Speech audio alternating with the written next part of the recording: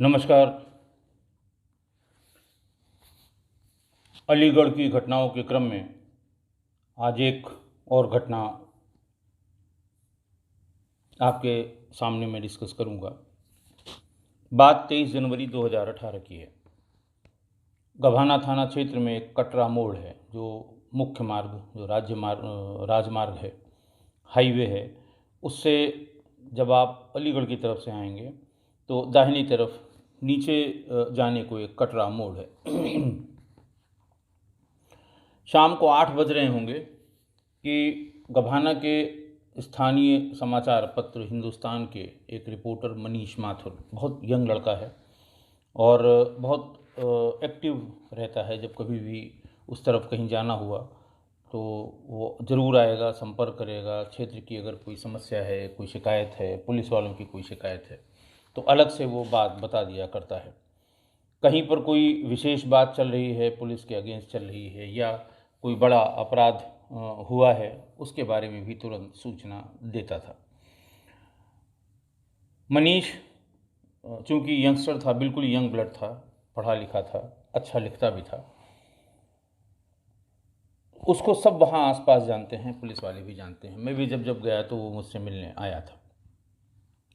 इसके पहले कि थाने से कोई फ़ोन आता, कंट्रोल रूम से कोई फ़ोन आता, हमारे किसी पुलिस अधिकारी का फ़ोन आता, मनीष ने ये बताया कि साहब ये कटरा मोड़ के पास एक व्यक्ति को गोली मार दी गई है और संभवतः उसकी डेथ हो गई है। वो मौके पर ही पड़ा हुआ है। उसकी मोटरसाइकिल थी, मोटरसाइकिल के पास वो गिरा हुआ है। बहुत अच्छा सूट कोट पैंट टाइप पहने हुए है। अभी पहचान नहीं हो पाई है। मैंने गभाना के इंस्पेक्टर को फ़ोन किया कि इस तरह की सूचना मुझे किसी ने दी है, क्या सत्यता है, जाकर बताइए। उसने भी बताया साहब हमें भी अभी अभी सूचना मिली है, मैं रास्ते में हूँ, पहुँच रहा हूँ। थाने से बहुत दूर भी नहीं था।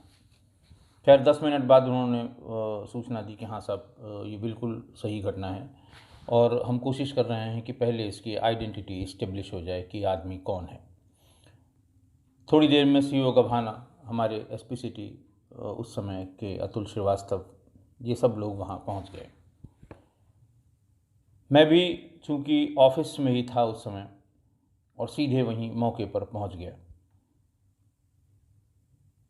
तब तक काफ़ी भीड़ इकट्ठा हो गई थी और उसकी पहचान भी हो गई थी। वो सोनार था, छोटा सोनार था। उसकी चूहरपुर एक गांव है, भाकरी चूहरपुर, वहाँ पर उसने एक अभी हाल में छोटी सी दुकान खोली है। देहात क्षेत्र में बहुत छोटी सी स्वर्ण व्यवसायियों की दुकान, बहुत ही छोटी सी होती है और उसमें शीशे के काउंटर्स सामने बने होते हैं। दुकानदार भी ज़मीन पर जो चद्दर बिछी होती है उस पर बैठता है और ग्राहक भी उस काउंटर के बाहर की तरफ चद्दर पर ही, या छोटा गद्दा, पतला गद्दा होता है, उस पर आके बैठता है और इत्मीनान से वो सामान देखता है, सामान दुकानदार दिखाता है और फिर उसके खरीद फरोख्त की बात होती है। मुझे अंदाज़ लग गया कि कोई छोटी दुकान वैसी ही होगी और ये बताया कि वो अपनी दुकान बंद करके, और मढ़ोला उसका गांव था, उसके पिता का नाम प्रताप सिंह वर्मा था, मढ़ोला गांव में अपने घर को जा रहा था। थोड़ी देर में उनके छोटे भाई राज कपूर वर्मा भी वहाँ आ गए, मृतक के छोटे भाई।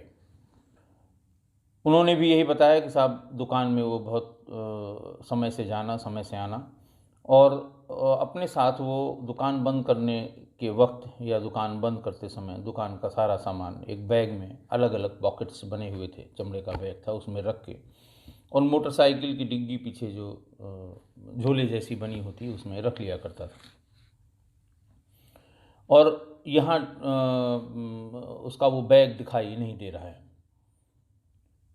पुलिस वालों से पूछा गया कि भाई इनका बैग इसमें रहा होगा, ऐसा तो नहीं है कि चोरी हो जाने या निकाल लेने के डर से किसी पुलिस वाले ने इसको थाने पर रखवा दिया हो। थोड़ी देर पूछताछ के बाद ये तय हो गया कि ये बैग भी नहीं है, और ये भी तय हो गया कि शायद ये लूट के लिए हत्या की गई होगी। 4 भाई बहनों में सबसे छोटा राजेश वर्मा, उससे बड़े 2 भाई और एक, उससे उससे बड़े 1 भाई और 2 बहन बड़ी थी। शुरू से ही वो व्यवसाय पहले अपने घर वालों के साथ, फिर अपना इंडिपेंडेंट व्यवसाय करने के लिए उसने भाखरी में, जौहरपुर में, वहाँ पर एक छोटी सी दुकान किराए पर ले ली थी। बीच गांव में वो दुकान थी और दुकान बता रहे थे चलती भी थी। चूंकि स्वर्ण व्यवसायी था, सर्राफा था, छोटे बड़े का कोई मतलब नहीं होता, सर्राफे की हत्या। तो ये लग रहा था कि अभी सर्राफा व्यवसायियों का बड़ा स्ट्रांग एसोसिएशन होता है कहीं भी, किसी भी जिले में, किसी भी प्रदेश में। तो इस डर से कि कहीं कानून व्यवस्था की कोई स्थिति उत्पन्न न हो जाए, रात में ही डिस्ट्रिक्ट मजिस्ट्रेट की परमिशन लेके उसका पोस्टमार्टम कराया गया। पोस्टमार्टम में स्पष्ट हुआ कि एक ही गोली मारी गई, कनपट्टी पर सटाकर मारी गई है। हम लोगों के पुलिस के एक्सपीरियंस में जब कोई लूट करने के उद्देश्य से, बदमाश लूट करने के उद्देश्य से किसी को घेरते हैं, उसको परेशान करते हैं, छीनते हैं या लूटने की कोशिश करते हैं, तो वो बहुत कम गोली चलाते हैं जब तक कि उनका कोई रेजिस्टेंस ना हो। ऐसा लग रहा था कि शायद उस राजेश वर्मा ने कुछ रेजिस्टेंस किया होगा।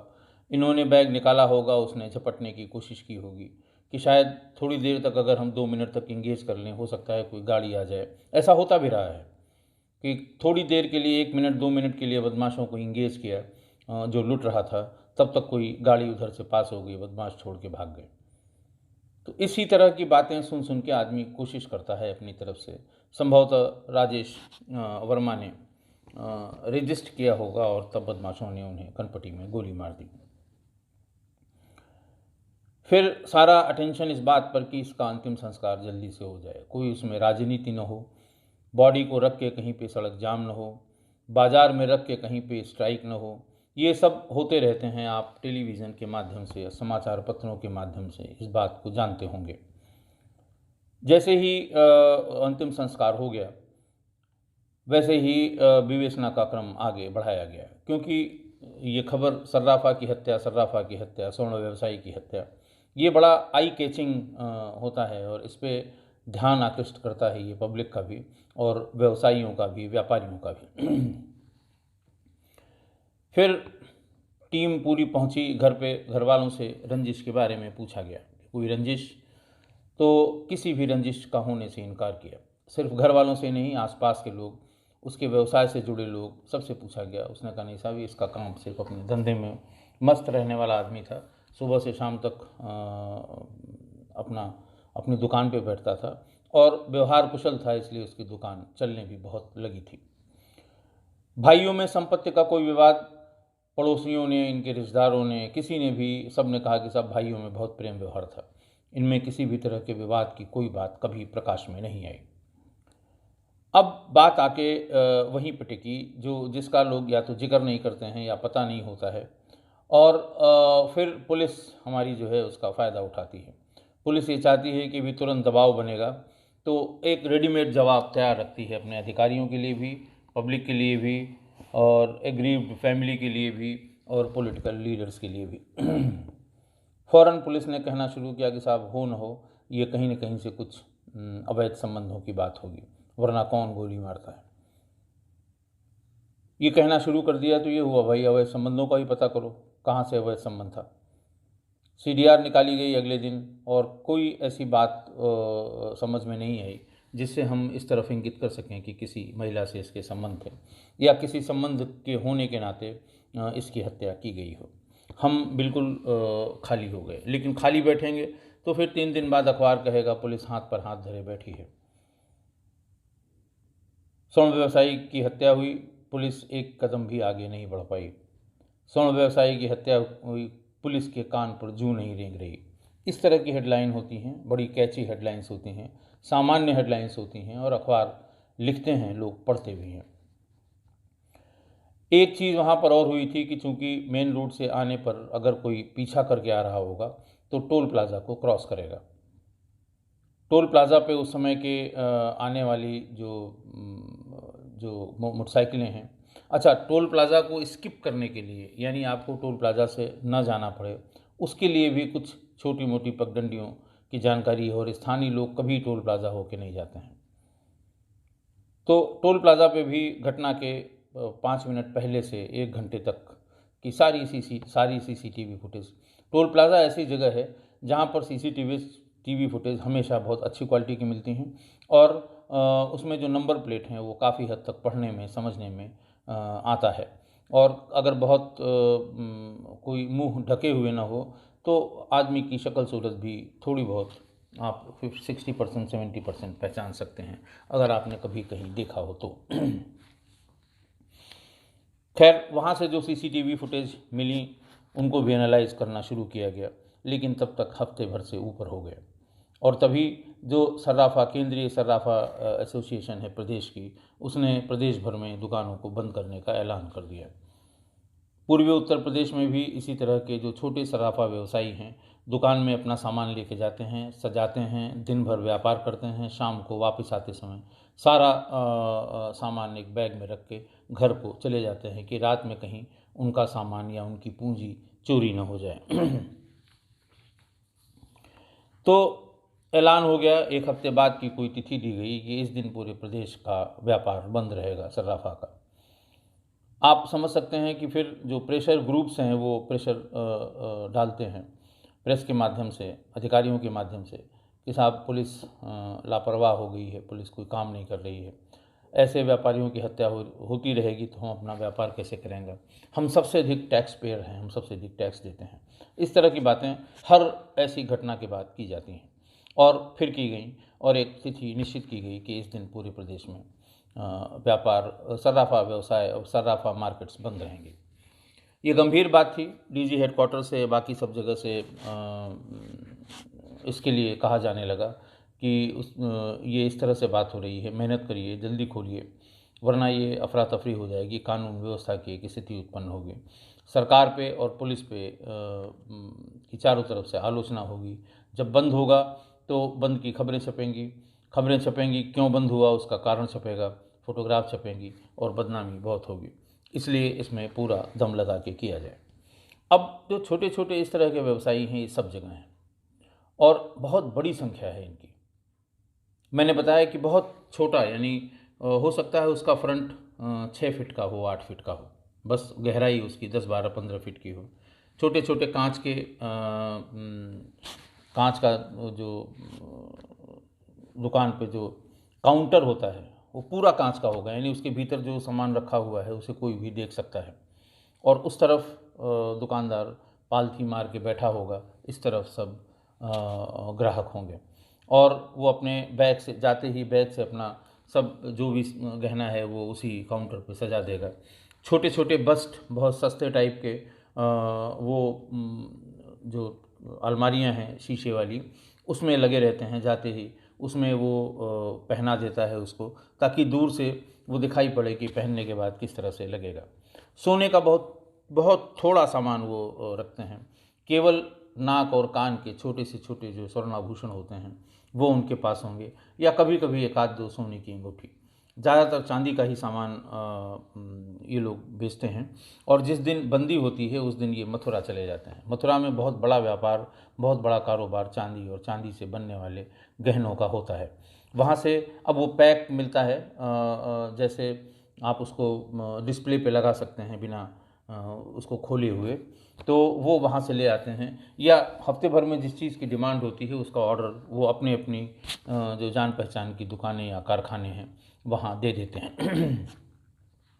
इसके अलावा अच्छा, वहाँ पर जो इनके क्लाइंट्स हैं वो बहुत ही गरीब लोग, गांव के लोग होते हैं, जो बच्चियों की शादी या बेटे की शादी, इसके लिए छोटे मोटे जैसे ये पायल है और करधनी है और इस तरह के छोटे मोटे सामान वो लिया करते हैं।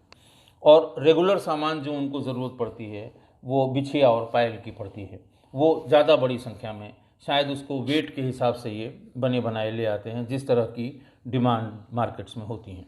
तो जो अच्छे छोटे कारोबारी जो उभर रहे होते हैं वो ग्राहक के मूड को या मार्केट के मूड को पहचान लेते हैं और वो वैसा ही सामान उसी रेंज में, उसी सस्ते मध्य में ले आते हैं और फिर उनका व्यवसाय चल पड़ता है। राजेश वर्मा भी उसी तरह का व्यवसायी था। अपना जिस दिन मार्केट ऑफ होती थी वो मथुरा चला जाता था, या कभी कभी तो मथुरा से फेरी लगाने वाले जो थोक का सामान देते हैं वो आते थे, उनसे सामान ले लिया करता था। सर्विलांस सेल ने अपनी पूरी ताकत झोंक दी। सारे डंप डाटा उठाए गए, उनको एनालाइज किया गया, लेकिन किसी तरह हम 1 इंच सर्विलांस के माध्यम से 1 इंच भी आगे नहीं बढ़ पाए। टोल प्लाज़ा पे जो हमें उस समय मोटरसाइकिलों के नंबर मिले, 15 मोटरसाइकिलों के नंबर उस टाइम पीरियड के, यानी घटना से वहाँ से घटना तक पहुँचने में, और अगर कोई 10 मिनट वेट कर ले तो उसको भी जोड़ के आधे घंटे पौन घंटे के मार्जिन में जो हमें सीसीटीवी में मोटरसाइकिलें मिली, करीब 15 मोटरसाइकिलें मिली। फिर ये हुआ कि जब कुछ नहीं हो रहा है तो इसका फिजिकल वेरिफिकेशन कराया जाए। नंबर प्लेट से, आरटीओ ऑफिस से इनका नाम पता नोट करा लिया गया और फिर टीमें भेज के उसको वेरीफाई कराना शुरू कर दिया गया। लेकिन इसमें 3 मोटरसाइकिलों के नंबर फर्जी पाए गए। उस पर किसी पर कोई स्कूटर रजिस्टर्ड है, किसी पर कोई 4 पहिया वाहन रजिस्टर्ड है, जो सीसीटीवी में मोटरसाइकिल पर लिखा हुआ पाया गया था। तो अब सब कुछ छोड़ के उन्हीं 3 पर कंसंट्रेट किया जाने लगा कि वो नंबर और किसी टोल प्लाज़ा पे कभी दिखाई दिया हो, एक दिन पहले, एक दिन बाद, इस तरह से जो परम्यूटेशन कॉम्बिनेशन है किसी भी गाड़ी को, किसी भी बदमाश को लोकेट करने के लिए, वो सब हम लोगों ने शुरू किए। लेकिन कुछ बहुत ज़्यादा इससे हम कहीं पर पहुंच पाए नहीं। इसी बीच ये घटना आपको मैं बता रहा हूँ 23 जनवरी की। दिसंबर और जनवरी में बहुत गहरा कोहरा और बहुत गजब की कड़ाके की ठंड उस इलाके में पड़ती है, और ठंड के समय और कोहरे के समय में विजिबिलिटी बहुत कम हो जाती है। इसी बीच में, इसी जनवरी और फरवरी के महीने में जब ठंड बहुत थी और कोहरा बहुत था, कई गंभीर घटनाएं भी हुई थी। ये गंभीर घटनाएं मेन रोड से हट के जो छोटी छोटी रोड्स हैं उन पे रास्ते में पुआल डाल के या छोटा मोटा पेड़ काट के डाल दीजिए तो सिंगल रोड है उतने में ही ब्लॉक हो जाती है। दूर से कोहरे की वजह से रोड का ब्लॉकेज दिखाई नहीं पड़ता है। एकदम नज़दीक पहुँच के मोटरसाइकिल सवार या कार सवार एकदम से अचानक घबरा जाते हैं, गाड़ी रोक लेते हैं, उतर के उसको हटाने का, पुआल है तो उसको सोच लेते हैं कि हम ही हटा देंगे, कहीं गिर गया होगा। और या फिर जो बहुत चालाक हैं, जिनको आसपास में इस तरह की घटनाओं का पता है, वो बैक करने लगते हैं। लेकिन इसी बीच में बदमाश आ जाते हैं, पीछे की तरफ लकड़ी की एक टहनी और डाल देते हैं ताकि वो बैक करके ना भाग पाए, और आगे से उनको तमंचे दिखा के घेर लेते हैं और लूट लेते हैं। इस तरह की ऑलमोस्ट हर दूसरे तीसरे दिन छोटी छोटी कई घटनाएं हुई, जिनमें जो बारात से लौट रहे थे, जो किसी दावत से लौट रहे थे और रात में आने में देर हो गई, रास्ते में उनका मार्ग अवरुद्ध करके, कुछ नहीं अगर मोटरसाइकिल सवार के पास उन्होंने पाया तो वो एक मोबाइल, एक घड़ी और अगर चेन पहने हुए यही उतरवा दिया करते थे। तो इस घटना को लेके बहुत अखबारों में बहुत निंदा हो रही थी पुलिस की, और पूछा भी जा रहा था सब जगह से कि भाई ये घटनाएं क्यों नहीं रुक रही हैं।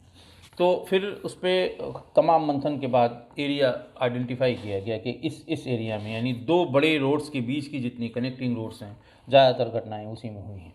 संबंधित थानाध्यक्ष को सेट पर अपीयर होके सबको बताया गया कि रात में 11 बजे से सुबह 4 बजे तक आप सभी छोटी रोड्स जो आपके थाना क्षेत्र की हैं उस पर गश्त करेंगे, उस पर देखेंगे, लोगों को वहाँ संपर्क करेंगे, रात में लोगों को जगाएंगे और किसी भी तरह की इस तरह की घटना को रोकने का प्रयास करेंगे। गभाना का जो इंस्पेक्टर था, यंग था, बड़ा एनर्जेटिक था, राजीव यादव वो रात में एक दिन गश्त कर रहा था। इसी तरह राजेश वर्मा की घटना के महीने भर से ज़्यादा हो चुके थे, हम कुछ कहीं पहुंच नहीं पाए थे, तब तक ये नई आफत आ गई जो छोटी छोटी रोड होल्डअप की घटनाएं होने लगी। मेरा डर जो था वो ये था कि ये अगर मेवातियों के किसी समूह ने ये कहीं पर इस तरह की रोक टोक की और महिला कोई मिल गई तो वही दुराचार होगा, क्योंकि थोड़े दिन पहले ही बुलंदशहर में मेन रोड पर ये यमुना एक्सप्रेसवे पर इस तरह की घटना मेवातियों ने की थी, जिसमें एसएसपी बुलंदशहर तत्कालीन उस समय उनको निलंबित कर दिया गया था। गंभीर घटना हुई थी। वो रास्ते में एक्सेल फेंक के गाड़ी जैसे ही रुकी, बदमाशों ने उसके भीतर बैठी महिला पुरुष सबको बाहर खींच लिया और महिला के साथ बहुत ही विभत्स बलात्कार हुआ था। तो मैं ये डर रहा था कि अगर ये घटना हो जाएगी तो बहुत जवाब देते नहीं बनेगा। इसीलिए रात में 1 बार, 2 बार, 3 बार इनकी लोकेशन लेके मैं चेक किया करता था कि ये हैं या थाने में लेटे-लेटे ही या बैठे-बैठे ही अपनी लोकेशन दे रहे हैं। राजीव यादव ने जैसा बताया कि साहब मैं उस वहाँ पर रात में वही सब देख रहा था। कनेक्टिंग रोड्स पे हम गश्त कर रहे थे। इसी बीच में सीओ साहब का या एसपी सिटी का फ़ोन आया, ये जानने के लिए कि कहाँ हो। लोकेशन वो लोग भी ले रहे थे, क्योंकि ये सबको लग रहा था कि अगर सवेरे कोई घटना रिपोर्ट हुई सीनियर ऑफिसर्स को, क्योंकि डेली क्राइम सबको दिया जाता है। डेली क्राइम यानी रात में 12 बजे से सुबह तक का जो घटनाएं हुई हैं वो डीजी ऑफिस तक दी जाती हैं, ताकि सवेरे ब्रीफिंग हो सके और अगर कोई बड़ी घटना हुई है तो उसके बारे में पूछताछ हो सके। तो एसपी सिटी का या सीईओ का फ़ोन आया और गाड़ी के भीतर था, कुछ वहाँ सिग्नल कम लग रहे थे। उसने ड्राइवर से किनारे लगाने को कहा, ड्राइवर ने किनारे कर दिया और फिर राजीव उस पे से उतर गया, सिर्फ इसलिए कि थोड़ा बाहर निकलने पे हो सकता है हमें सिग्नल अच्छा मिले और हम पूरी बात कर सकें। और बात करते करते गाड़ी का मुंह जिधर था उस तरफ ही करीबन 10-15 कदम, 20 कदम आगे बढ़ गया। चूँकि कोई स्ट्रीट लाइट वहाँ होती नहीं है, घुप अंधेरा था, बहुत गहरा कोहरा था। उसी में बातचीत जब कर ही रहा था वो, तो उसको ऐसा लगा कि सामने रोड पर कहीं पर टॉर्च 2 या 3 बार चमकी है। अब चूँकि धुंध थी तो इसलिए टॉर्च की चमक ये समझ में आया कि टॉर्च ही होगी, क्योंकि जलना और बुझना 2 बार बहुत छोटे यानी 10 सेकंड या 20 सेकंड के लिए दिखाई पड़ी है। जब बात कट गई, जिस अधिकारी से उसकी बात हो रही थी, तो उसने फ़ोन पर ही भीतर बैठे सभी सिपाहियों से कहा कि गाड़ी किनारे खड़ी कर दो, उसकी सारी लाइट्स ऑफ कर दो, तुम लोग ज़रा पैदल आओ। और वो पैदल पैदल पैदल पैदल ही उस तरफ चल दिए। इतनी देर में सामने की तरफ से उसका ये कहना है कि कोई 4 पहिया वाहन आ रहा था। 4 पहिया वाहन की लाइट जब सामने पड़े, अवरोध पर पड़ी, तो राजीव को और उसके साथ चलने वालों को बहुत साफ दिखाई दिया कि साहब कुछ पड़ा हुआ है वहाँ पर। अचानक वो गाड़ी रुकी और उसी हेडलाइट में उन्हें दिखाई दिया कि 4-5 लोग चारों तरफ से उस गाड़ी को घेर रहे हैं। ये लोग भागे वहाँ पर। अब ये नहीं समझ में आ रहा था कि एग्जैक्टली क्या हो रहा है, तो हवा में राजीव ने फायर कर दिया। फायर करते ही बदमाशों की समझ में आ गया, ये बिल्कुल एकदम से वहाँ से भागे, लेकिन अंधेरा था और भागते समय उन लोगों ने भी फायर किया, शायद इसलिए कि इसी अंधेरे का फ़ायदा उठा के हम निकल जाएंगे, हमें कोई पकड़ नहीं पाएगा। लेकिन स्कॉर्पियो गाड़ी रुकी थी वहाँ, जिसको लूटने का प्रयास ये बदमाश कर रहे थे। उसमें 2-3 यंग लड़के भी थे। ये लोग कहीं किसी समारोह से वापस लौट रहे थे। उन्होंने पुलिस को देखा, उनका भी हौसला बढ़ा, क्योंकि वो एकदम नज़दीक से उन्होंने 1 मिनट पहले बदमाशों को देखा था और वो किधर गए थे उनका, क्योंकि वो लूट रहे थे तो उन्हें अच्छी तरह से ध्यान था। जब उन्होंने पुलिस को देखा तो वो भी कूद के आए और उन्होंने फिर घेरम घार शुरू की। पुलिस ने अपनी टॉर्च, सर्च लाइट सब निकाली और 4 बदमाशों को घेर के वहाँ पकड़ लिया। 2 उसमें से भी भाग गए। बड़ी मात्रा में उनके पास कारतूस, कट्टा और तमाम नगद पैसा जो लूटा गया था वो बरामद हुआ। जो 4 लोग पकड़े गए उनमें नवाब और रशीद, ये महफूज नगर दिल्ली गेट अलीगढ़ के रहने वाले थे। इज़राइल उर्फ अमन खां, ये मंजूरगढ़ी क्वारसी का रहने वाला था। पप्पू, ये देवपुर थाना बनिया ठौर संभल, और जिसका हाल पता था नरौना नंबर 12 अतरौलिया। इनको थाने पर लाया गया। चारों जब थाने पर आ गए तो पहले तो इनसे सामान्य नाम पता पूछा गया और इन्होंने अपना सही नाम पता नहीं बताया। वेरीफाई किया गया, पता लगा गलत है। फिर कपड़ों पे ध्यान दिया गया। ये 4 के चारों डबल कपड़ा पहने हुए थे, यानी डबल पैंट, डबल शर्ट और डबल कलर वाली जैकेट, यानी एक तरफ से आप पहने तो वो लाल दिखाई देगी और इसको उलट के पहन लें तो वो नीली दिखाई देगी। और 4 के चारों ने ये ऐसा कर रखा था। ये थोड़ा सा अजीब पैटर्न था। उनसे पूछा गया कि अरे भाई ये क्या है मामला तुम्हारा, तुम 2-2 कपड़ा क्यों पहने हो? छूटते ही बताया साहब बहुत ठंड है, ये है। तो ये हुआ भाई 2 कपड़ा, ठंड है तो आप बड़ी जैकेट एक पहन लेते, स्वेटर पहन लेते। ये 2-2 कपड़े पहनने की बात समझ में नहीं आई। फिर उसके बाद नाम पता पूछने के बाद और जब ये पता लगा कि ये सही जवाब अपने बारे में सही पहचान नहीं बता रहे हैं और हमारे सवाल का सही जवाब नहीं दे रहे हैं, तो फिर ये समझ में आ गया कि ये कौन लोग हैं। जब थोड़ी सी अच्छी वाली पूछताछ इनके साथ हुई तो वो बताने लगे कि साहब हम लोग लूट या कोई क्राइम करके जब भागते हैं और जो जिसके साथ लूट हुई होती है पुलिस पहुंचती है तो वो सबसे पहले हुलिया बताता है कि नीली पैंट लाल शर्ट एक पहने हुए था, एक टी शर्ट पहने हुए था सफ़ेद रंग की, एक हरे रंग की ये पहने हुए था, जैकेट पहने हुए था। और पुलिस वायरलेस पे सब जगह उसको प्रचारित कर देती है। और रास्ते रास्ते में जहाँ भी चेकिंग या बैरियर लगे होते हैं पुलिस वाले उस कलर की शर्ट पैंट देख के उसको रोकते हैं। बोले कम से कम 2 बार घटना के तुरंत बाद हुलिया के साथ जब कपड़े का कलर फ्लैश हुआ तो हम लोग रोके गए।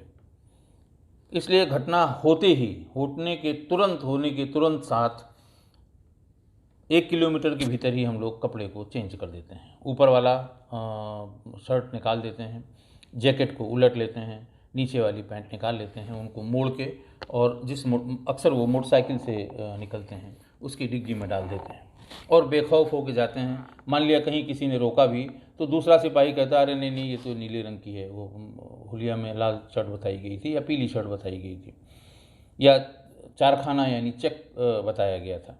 और इस तरह से वो आगे बढ़ जाते हैं क्योंकि ट्रैफिक सामान्य रूप से ऐसी सड़कों पर ज़्यादा रहता है। ये कारण बताते ही सबकी समझ में आ गया कि ये बड़े वाले हैं, ये इनसे ऐसे सामान्य रूप से पूछताछ करने से हमें कुछ नहीं मिलेगा। चारों को अलग अलग किया गया, विशेषज्ञों को पूछताछ वाले बुलाया गया और फिर सबसे अच्छी से अच्छी वाली से शुरू किया गया। नौबत झटका वाली पूछताछ पर भी आ गई और 4 घंटे की रियाज वर्जिश के बाद धीरे धीरे उनका आत्मज्ञान जो था वो शुरू हुआ और सही सही बातें बतानी शुरू की।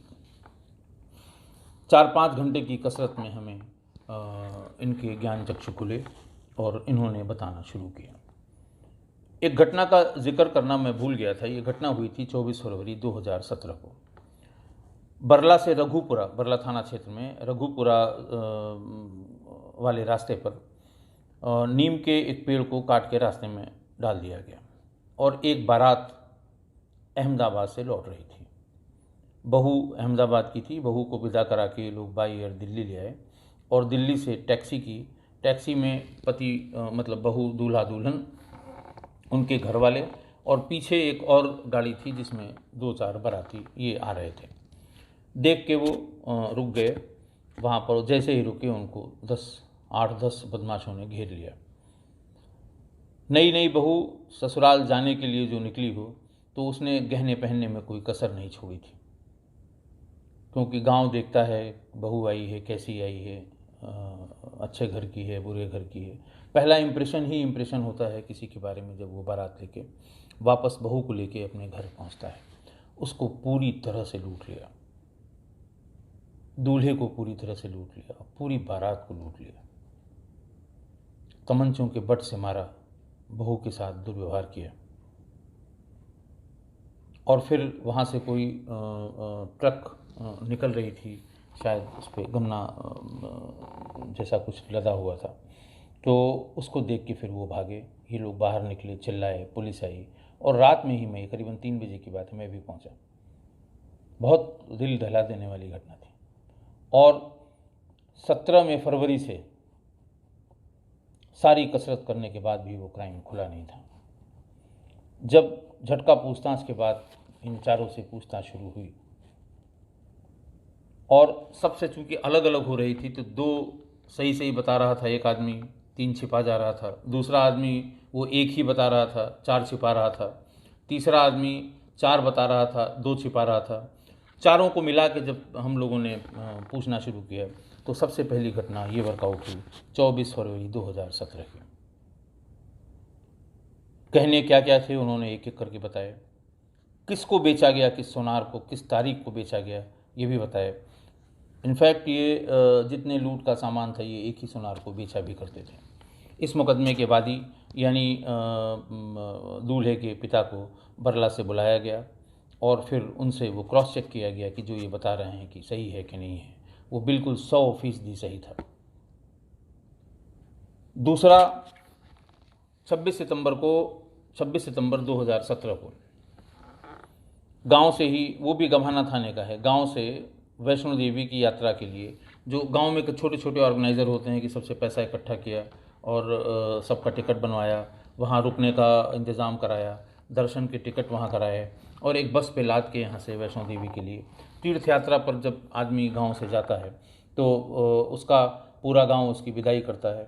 पूरा गांव एक छोटी मोटी पूजा पाठ का आयोजन होता है। उसके बाद सबको एक एक माला पहनाई जाती है कि भाई ये तीर्थ यात्रा पे जा रहे हैं, लौट के आएंगे तो हमारे लिए भी प्रसाद ले आएंगे।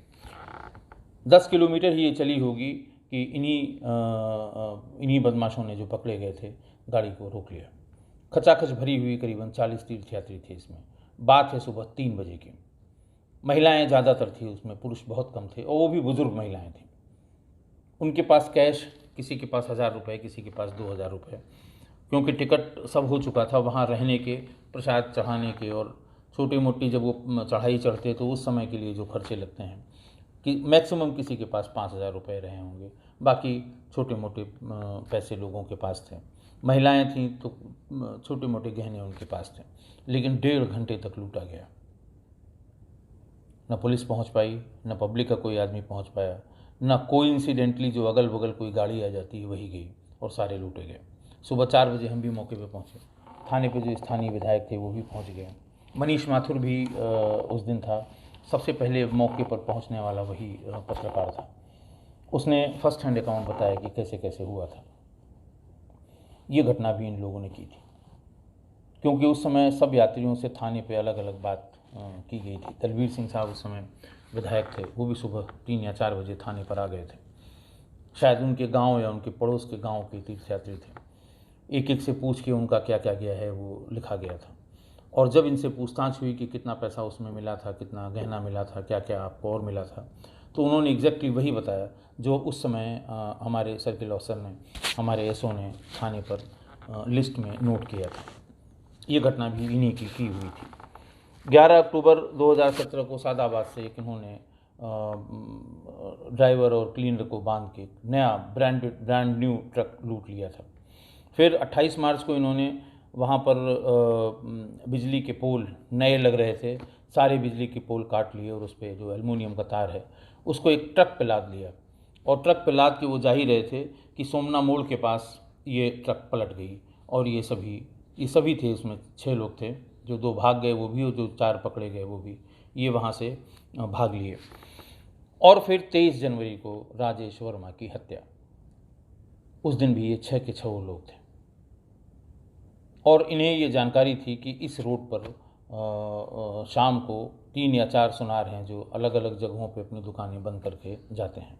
ये घात लगा के बैठे हुए थे और जैसे ही इसको आते हुए देखा इन्होंने, मोटरसाइकिल आगे करके इसके सामने अपनी मोटरसाइकिल गिरा दी और इसे झगड़ा करने लगे कि देख के नहीं चलाते हो, एक्सीडेंट कर दिया, कुछ इस तरह की बात। समझने को शायद वो भी समझ गया था, लेकिन तब तक जो पीछे से दूसरे लोग आ रहे थे वो इसके साथ ही उन्होंने इसका बैग डिग्गी में से निकालना शुरू किया और ये फ़ौरन स्टैंड पर खड़ी करके उतर गया और रजिस्ट करने लगा। इसी बीच में किसी ने कनपट्टी पे सटा के उसे गोली मार दी। 29 मार्च को अलीगढ़ नदरोई पर राहगीरों की मारपीट और लूटपाट हुई थी। ये सारी घटनाएं जब हुई थी, यानी बरला में जो अहमदाबाद से आई हुई बारात लूटी गई थी और जब तीर्थयात्रा, वैष्णो देवी तीर्थयात्रा को जाने वाली बस लूटी गई थी, तो उसमें जो पीड़ितों ने जो लुटे थे वो बता रहे थे कि एक दूसरे को वो फौजी और लल्ला कह के बुलाते थे। जैसे किसी ने अपना पर्स नीचे फेंक दिया, देखा कि सब एक तरफ से पर्स निकलवा रहे हैं तो उसने नीचे फेंक दिया, तो एक आदमी, वो एक लुटेरा दूसरे से कहता है कि लल्ला देख उसने नीचे गिरा दिया है, निकाल ले। इसी तरह से किसी इन दोनों में से किसी घटनाओं में उसने कहा कि फौजी चटक बन रहा है, निकल जाएगा, घेर लो इसको। उन्होंने कहा नहीं लल्ला, मुझसे बच के नहीं जा सकता। तो उस समय से हम लोग फौजी लल्ला गिरोह, ये हमें इसके पीछे आइडिया नहीं था कि इसमें कौन फौजी है कौन लल्ला है। जब इनसे बातचीत, जब इनके ज्ञान चक्षु खुले थे, सब पूछताछ की सारी कैटेगरी सारे द्वार पार करने के बाद। तो इन्होंने बताया कि साहब इसमें तय किया गया हम लोगों के गिरोह 2 के सिवा तीसरा कोई नाम नहीं लेगा। जो जूनियर हैं, जो रिक्रूट्स हैं गैंग के, यानी जो पहली बार आए हैं, वो लल्ला होंगे, और जो सीनियर है वो फौजी होगा। ये पहले से तय है कि हमें अपने सीनियर को कुछ बताना है तो वो फौजी कहेगा। जूनियर सीनियर के बारे में सब एक दूसरे को पता है, एक साथ जाते थे, एक साथ लूट करते थे, एक साथ रहते थे, एक साथ शराब बहुत पीते थे। तो इसलिए वो सिर्फ 2 ही नाम से, या तो फौजी होगा या लल्ला होगा। किसको फौजी कहना है, किसको लल्ला कहना है, ये पहले से तय है।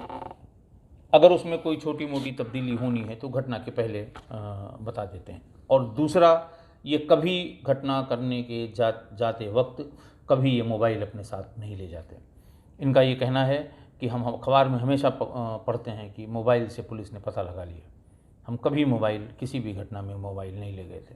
और शायद यही वजह थी कि हम सर्विलांस के सहारे जो पुलिसिंग कर रहे थे, उसमें 24 फरवरी 2017 की, जिसमें बारात, बहू और दूल्हा दोनों लूटे थे, इसका पता नहीं लगा पाए। इसीलिए शायद हम वैष्णो देवी के तीर्थयात्रियों की लूट की घटना का पता नहीं लगा पाए थे। और भी जो इस घटना ने, इस पूरे गैंग ने घटनाएं की थी, उसका पता नहीं लगा पाए थे। आज के लिए हमारे ख्याल से इतना ही। बहुत बहुत धन्यवाद।